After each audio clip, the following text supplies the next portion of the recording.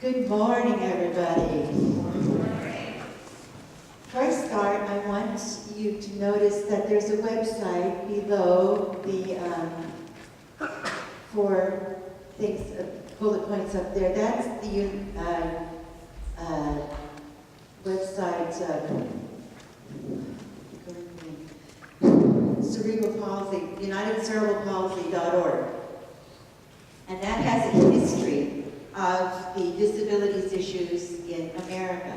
And it really, really is a great place to get started if you haven't known anybody with disabilities or been involved in the disabilities movement. It's all right there, so check it out. As he said, my name is Cheryl Monk, and today I'm going to talk to you a little bit about the challenges of living a full life as a person with a disability. I'm going to tell you a little bit about myself.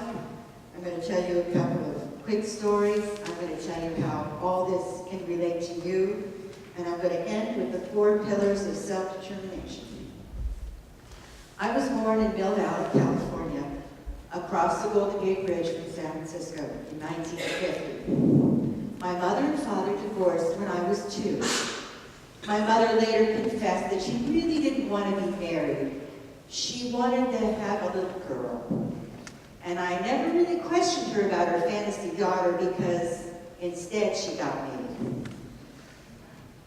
There were 3 distinguishing factors that shaped my first 10 years of life. First, I thought my disability was my bright red curly hair. And I thought that for years because I was in a family of straight as stick blondes and brunettes, and my hair was just everywhere. And then number 2, later in life, I realized, no, my disability was that I had cerebral palsy on my right side. And 3, there were things I did very well, almost from birth, like talk. But I was artistic, and I was a great abstract thinker, and I was a voracious reader, although I read a little bit slower than other kids my age. And it might have also been because we didn't own a TV till I was 12. I loved history, psychology, sociology, anthropology, but for the life of me, I couldn't get change for $1. I could do no math in my head without fingers, and spelling, forget about it. So, in the 70s, I was thrilled to learn that it wasn't selective stupidity, that there was actually a name for what I had, and that was dyslexia. I just wish I'd known it sooner. Although I was cherished by my family, the outside world was very, very tricky. I went to a handicapped preschool when I was little, but by elementary school, I realized that if you wanted to get along in the normal world, you better have normal friends. So I shunned my former preschool friends, and let me tell you, the pressure was enormous. I remember my loving mother saying, just take your left hand and cover your right hand and no one will know. We now know to celebrate our uniqueness, not hide it. But she said it out of love to protect me. My family took great care of me. They never made me do chores. I didn't have to know how to make a bed. I didn't have to know how to cook. I didn't clean. And I looked at my other friends growing competence, and I heard their families talk about their futures, education, career, family. I became more and more resentful at my mother, because when my family talked about my future, they said, now when your mother retires from teaching and you move in with your mom and you're going to live together happily ever after, just like 2 old maids. Every year, my mother took me to the orthopedist. She'd help me get down to my underwear and bare feet, and I'd walk back and forth while the doctors watched my walking gait. Everybody was really nice, and to tell you the truth, I didn't pay too much attention until my 13th birthday. My mother was tying my shoes after an appointment, and Dr. Secord was telling my mother about the latest treatments for cerebral palsy when all of a sudden he interrupted and he said, Cheryl's shoes. She said, I'm helping Cheryl tie her shoes. She's handicapped, you know.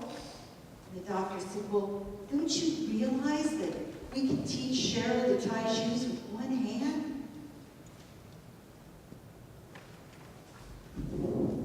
I couldn't believe it. It was an epiphany. We just stood and looked at each other. Who knew? In the 60s, I started the hippie movement. The core values were really attractive. They preached love, peace, and acceptance. I wanted acceptance. And so it served me very well for a long time.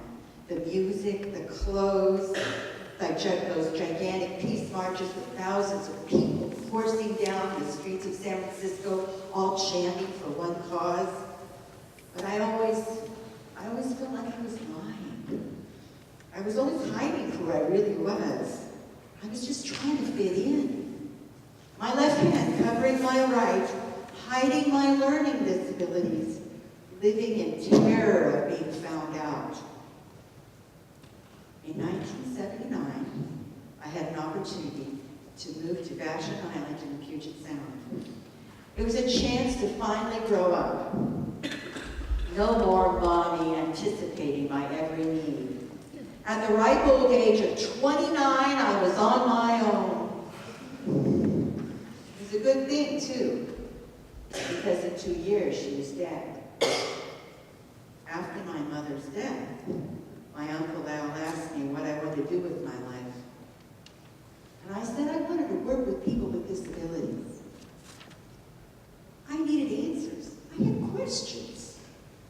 I had a yearning to belong, to just relax, to be myself. So I went to college, and I met a boy, and I fell in love, got married, had 2 beautiful children. Then I got a divorce like everybody else.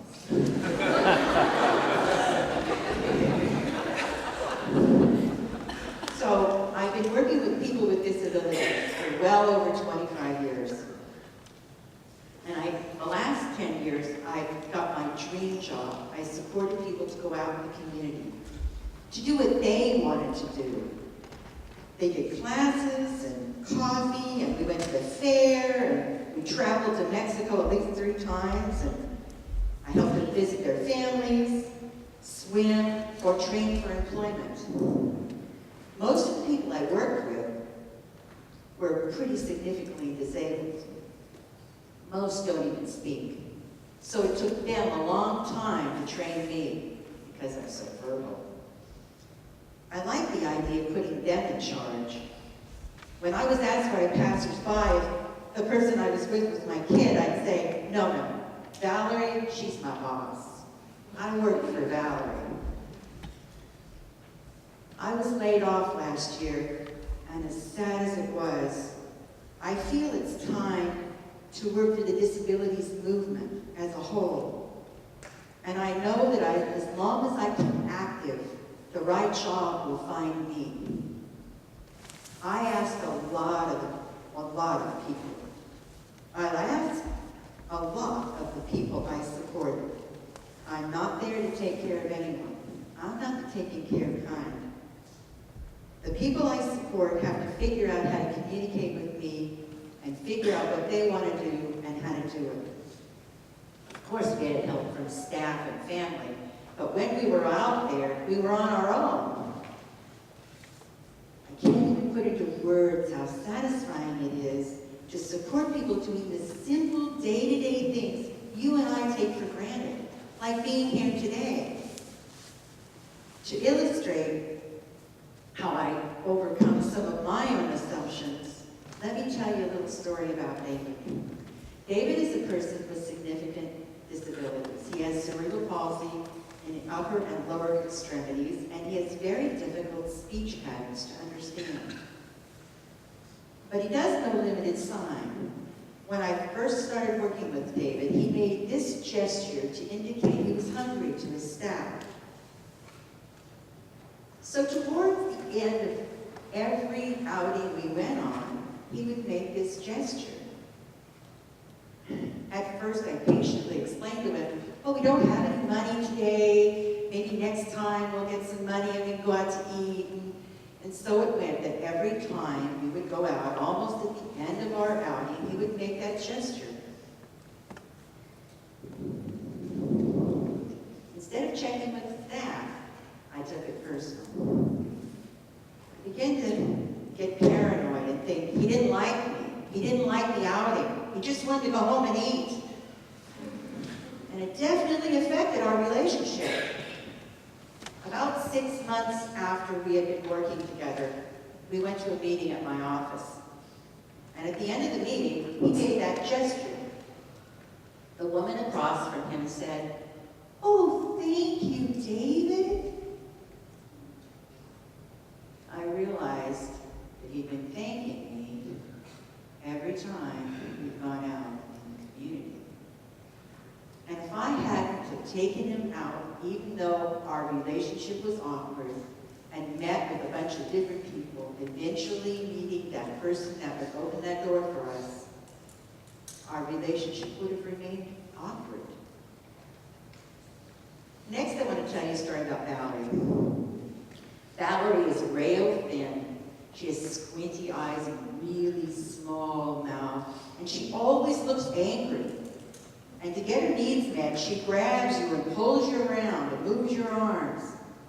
She has a series of verbal noises that she makes between grunting and short, piercing screams. Very unnerving. And she makes the screams whether she's happy or sad.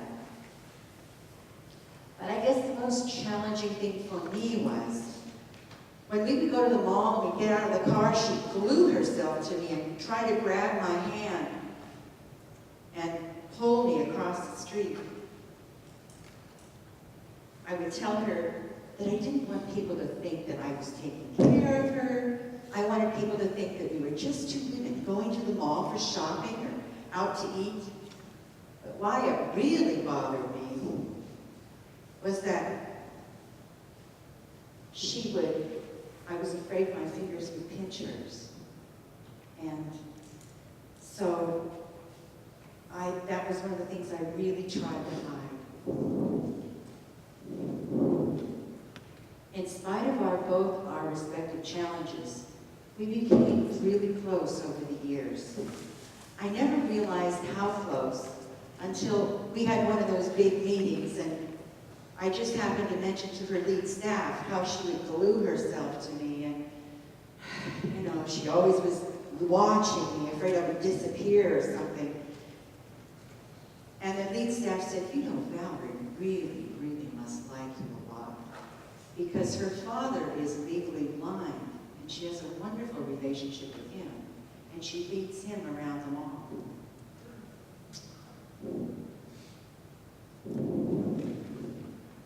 So here's what I've learned. That in spite of the stereotyping and the prejudice all around them, and the lack of control over their own lives, David and Valerie can still reach out and have the grace to keep trying to connect to the world around them. And if they can do that, so can I. And how does all this affect you? You're young and strong, and you don't know anybody with a disability. Well, if you have grandparents or parents, most of the programs that are for people with disabilities are also for seniors, or there are parallel programs that are almost identical.